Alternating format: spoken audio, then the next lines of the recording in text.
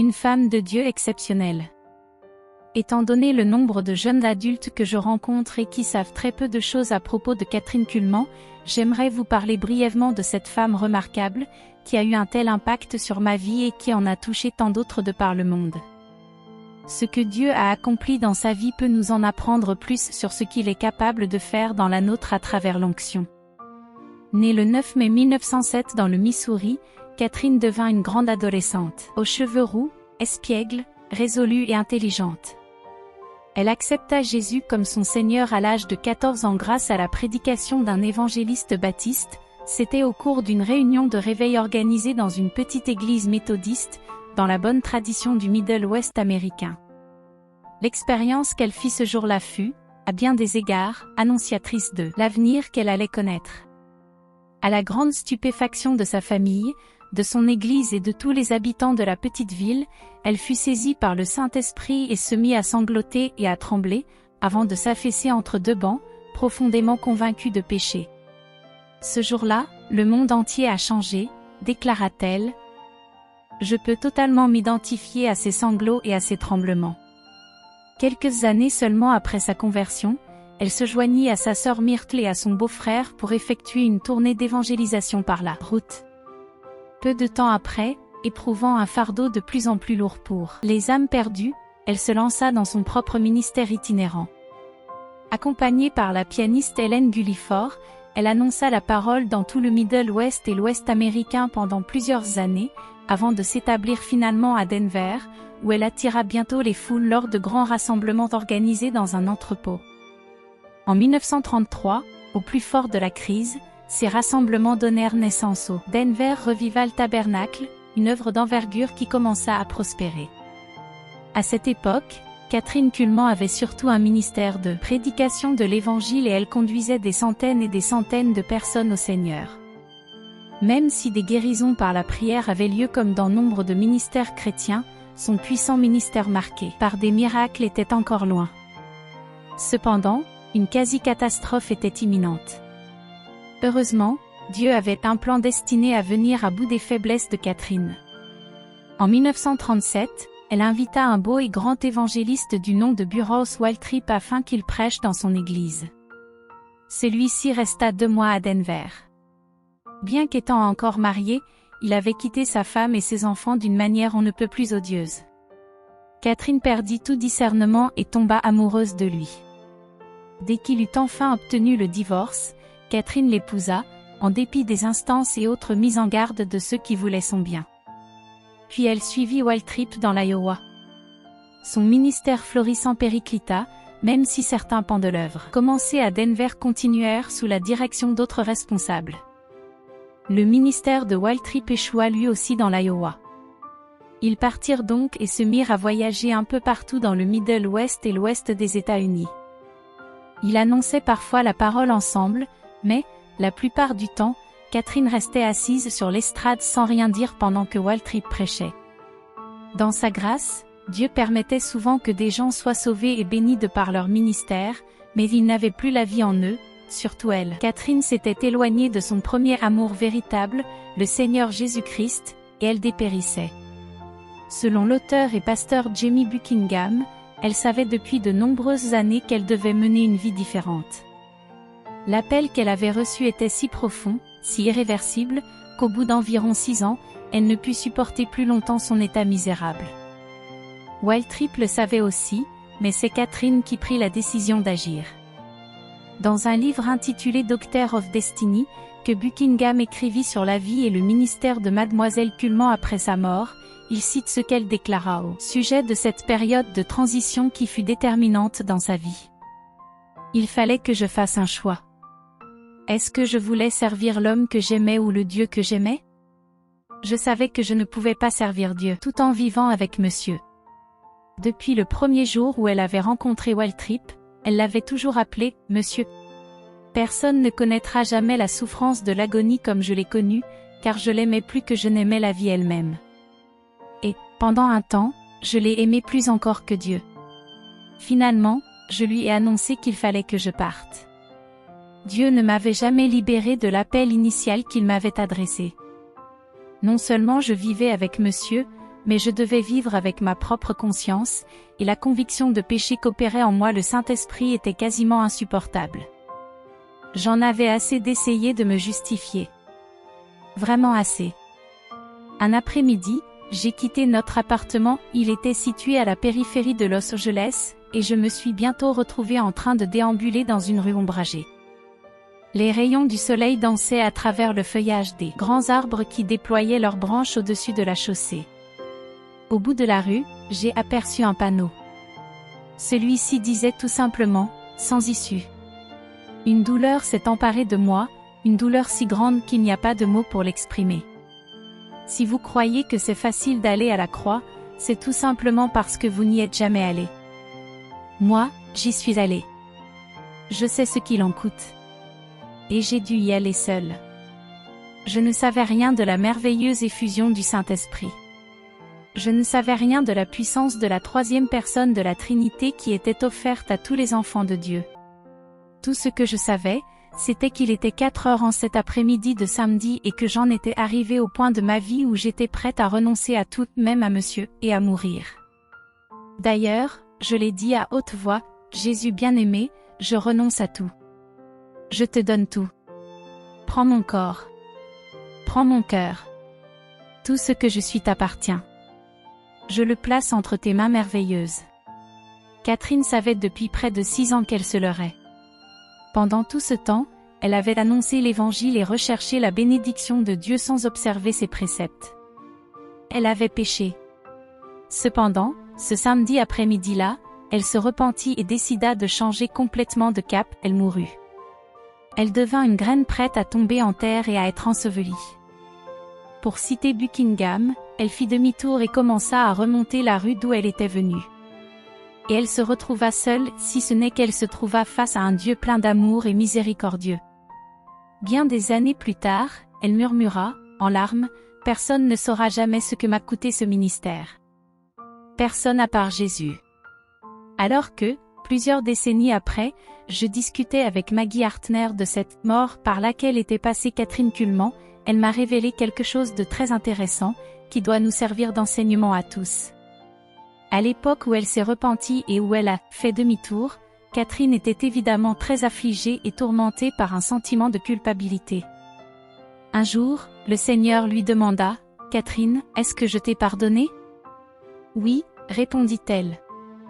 Alors, Dieu lui dit, « J'ai tout oublié et, dans mon livre, il ne s'est rien passé. » À partir de ce jour-là, et jusque vers la fin de sa vie, elle ne parla plus jamais de cet épisode, le traitant comme Dieu avait dit l'avoir fait.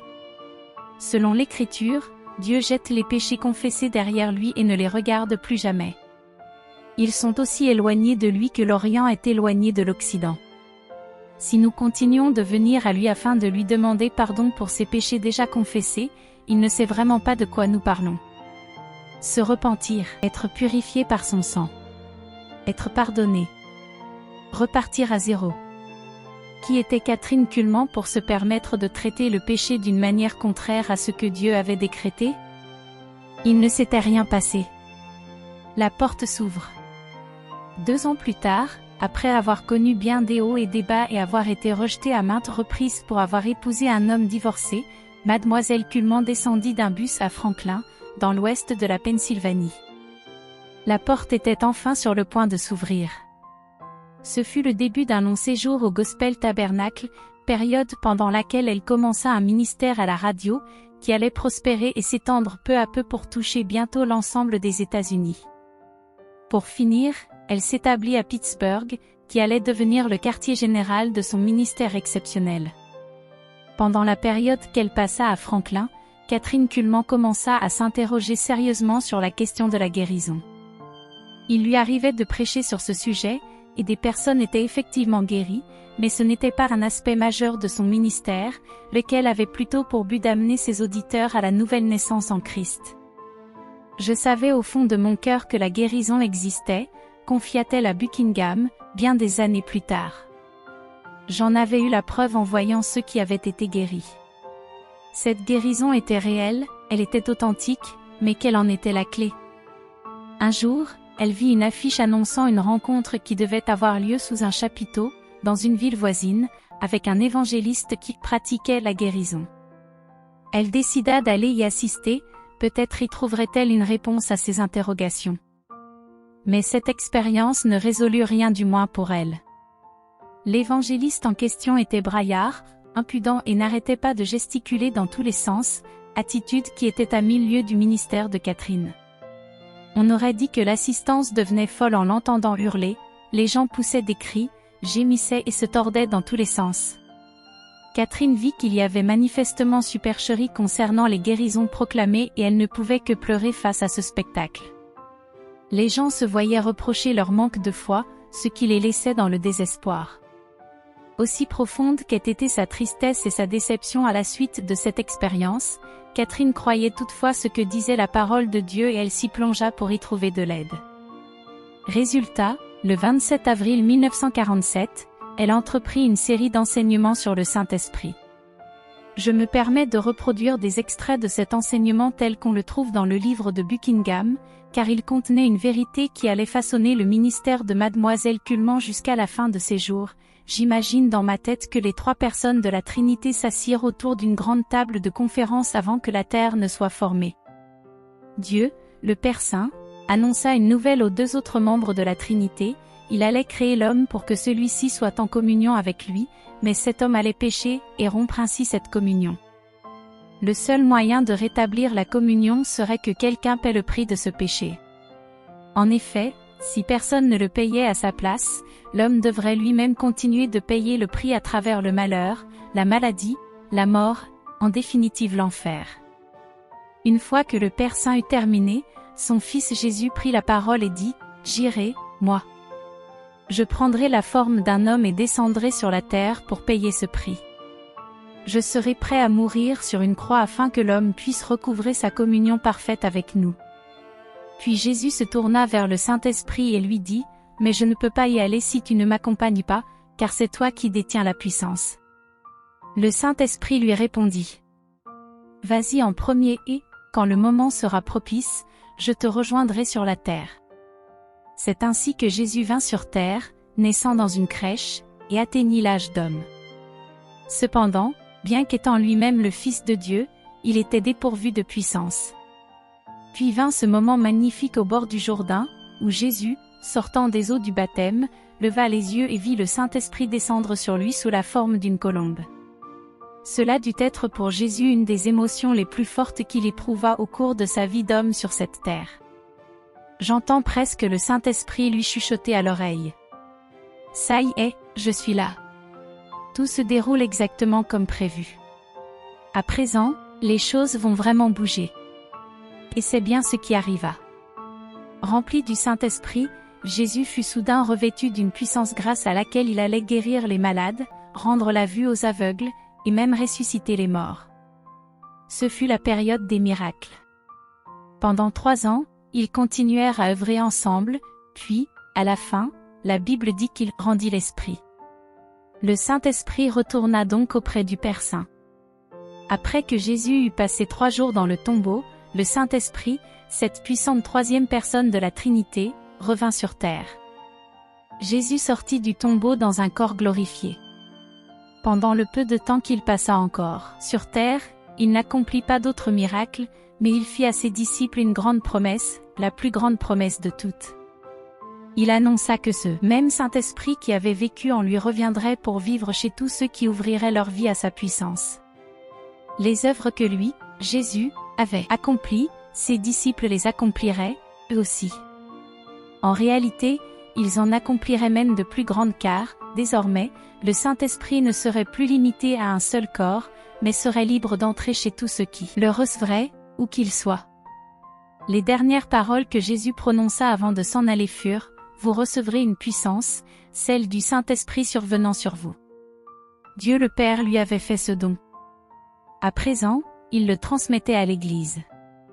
Toute Église devrait vivre les miracles qui se produisirent à la Pentecôte. Toute Église devrait voir les guérisons rapportées dans le livre des Actes. Ce don est pour chacun d'entre nous.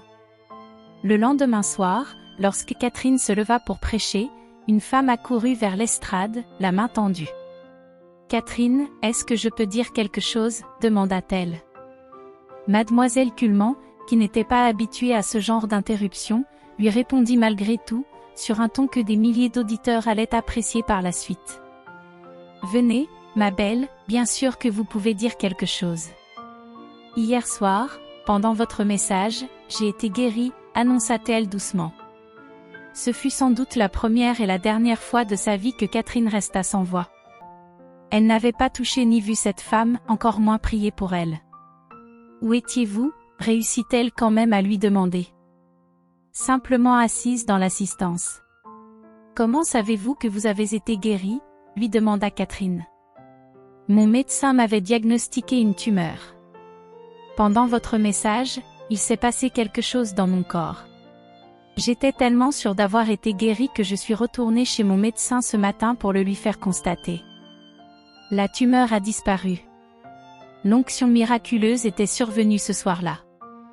Une autre guérison eut lieu le dimanche suivant, puis une autre le suivant, et encore une autre le suivant, et ainsi de suite, la puissance de Dieu se manifestant à travers son ministère, jusqu'au jour où le Seigneur la rappela à lui en 1976. Nous ne sommes pas tous appelés ni revêtus d'une puissance dans le but de guérir d'autres personnes comme le fit Catherine Cullmann. Mais, si nous sommes prêts à tout donner à Dieu, quel que soit le prix à payer, il oindra notre vie et nous conduira à accomplir de grandes œuvres pour lui, par la puissance de son esprit admirable. Êtes-vous prêt à payer le prix? N'oubliez pas que vous ne pouvez donner plus à Dieu que ce qu'il vous a lui-même donné. Tout ce que vous lui confierez et abandonnerez, il vous le rendra à travers l'onction, à un degré dépassant tout ce que vous auriez jamais imaginé. La réaction ne se fait pas attendre.